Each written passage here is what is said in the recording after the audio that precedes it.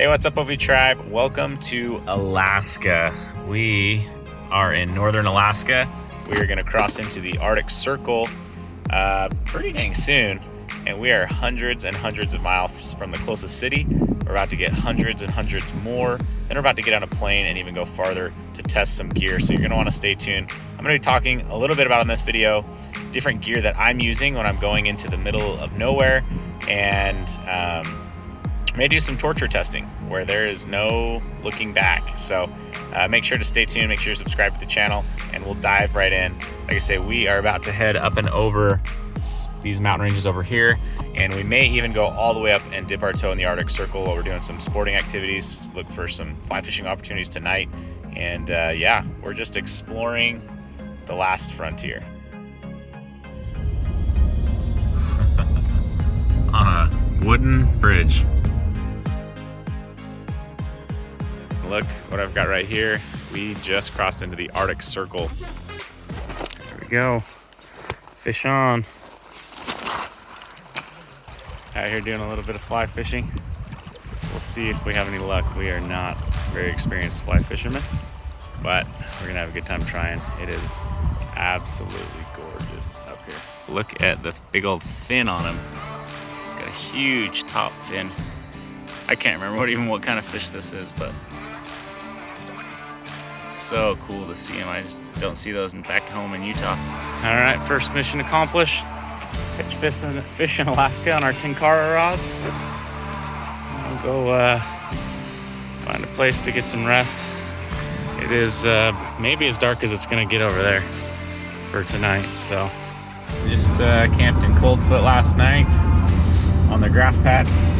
Listened to the trucks all night, but not really because we slept so good. There's a wolf right down there, jogging through the pebbles,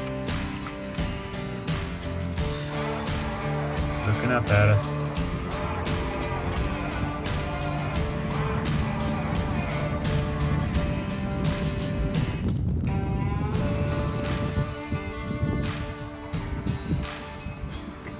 It looks like a baby buffalo to me.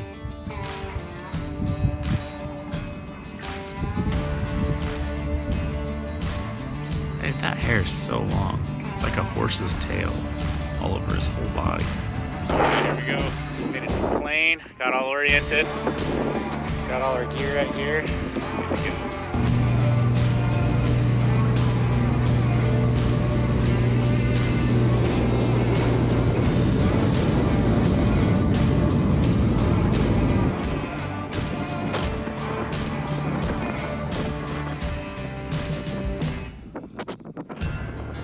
About to set camp up and started finding these. See what they are here.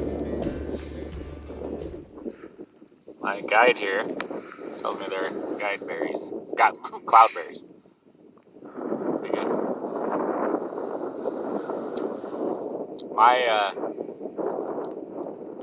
They're like half berry, half mango flavor to me. They're good. They look super cool.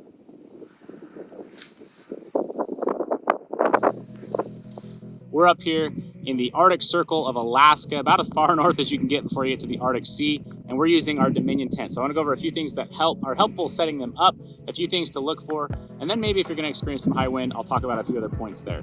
So number one, you can set this up two ways. I don't really have a particular way to set this up with the poles. You can either put the poles in and then stake the corners, or if you're experiencing wind, my favorite way to do it is stake out the corners, slide your footprint under, and then get the poles put in place, and then stand that tent up. And then last, you're gonna do that rain fly. But there's some things to notice here. Number one, on the head end, you're gonna find that there's a black webbing. I'll throw a picture in here.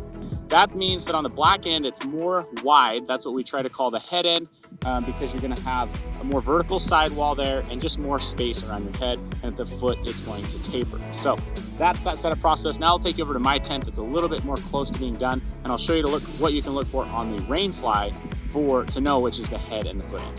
The head end is again gonna have the black webbing, and it's gonna have the red section that goes down to both stakes. On the foot end, it's going to be just gray all the way to the ground and have gray webbing. After I've located those, I hook them loosely on each corner, and I do not tighten them down until all of them are on. Then I go around the tent and I strap all of those down or snug all of those down.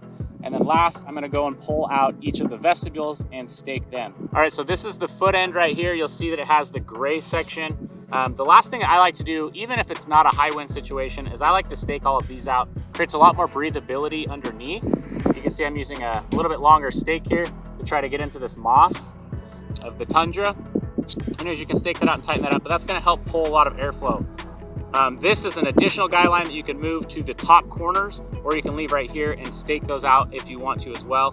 Sometimes if you lengthen this, you can also get both to the same stake, which can be helpful. But when you're dealing with high wind, you're gonna wanna make sure you've got 10 or so stakes. It's gonna come with 8, I believe, to get some of these corners. And you only need to really worry about which way is the wind coming. Stake that side out as far away from the tent as you can. If you follow all these principles, you're gonna be able to get this set up in a really good way, even if there's high wind, and it's going to be very secure for even some things like the Alaska Arctic.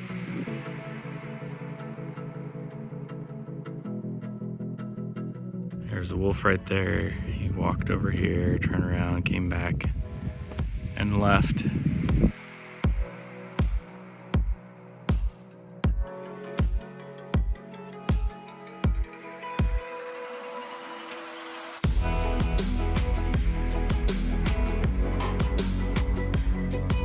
Had a very interesting phenomenon, but it's one of the reasons that I prefer the LoftTech jacket.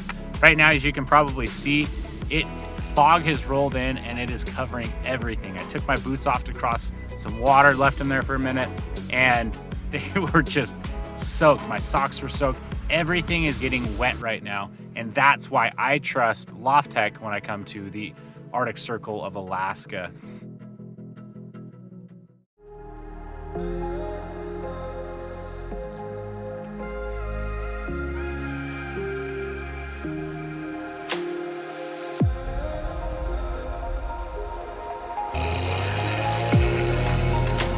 This trip was truly a trip of a lifetime that my brother and I got to share, testing out gear and watching amazing Alaskan wildlife. I love going on trips like this where I get to put our gear in extreme situations and see how it does. The big takeaway for me was that our gear did phenomenal on the trip, including the tent and also our LoftTech products, but we have a lot more new gear to design in our future. I hope you enjoyed the video, make sure you're subscribed, and we will see you on the next one.